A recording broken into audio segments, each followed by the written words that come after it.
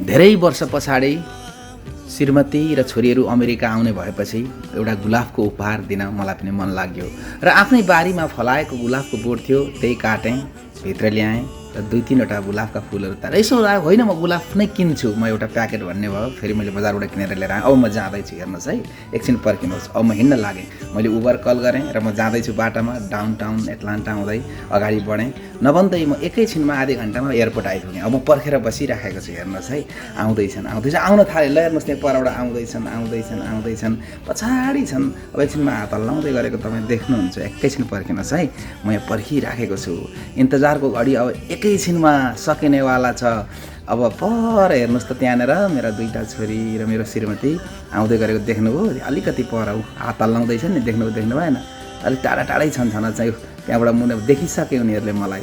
र त्यस पछाडि अब हेर्नुहोस्, अब यो मुटुको गति बढिरहेछ, ढुकढुकलाई हेर्नुहोस्, हात हल्लाउँदैछन्। म यहाँ गुलाबको फुल हातमा लिएर रेडी भएर बसेको छु उनीहरूलाई दिन।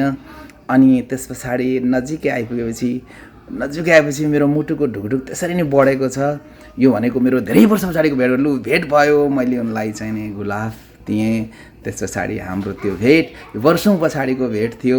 त्यो एउटा मोमेन्ट थियो, त्यो जोयस मोमेन्ट, एउटा खुसीको क्षण थियो। मेरो छोरीलाई मैले चाहिँ नि अँगालो लिएँ अनि त्यसरी सबै परिवारलाई अँगालोमा राखेर एउटा फोटो खिचाएँ। आहा, कस्तो मिठो पल थियो त्यो। र हाम्रो भेट यसरी वर्षौँ पछाडि भयो। त्यसरी मलाई एउटा भिडियो बनाउन मन लाग्यो र यहाँ तपाईँहरूमाझ प्रस्तुत गरेँ। So here you go. Thank you for watching every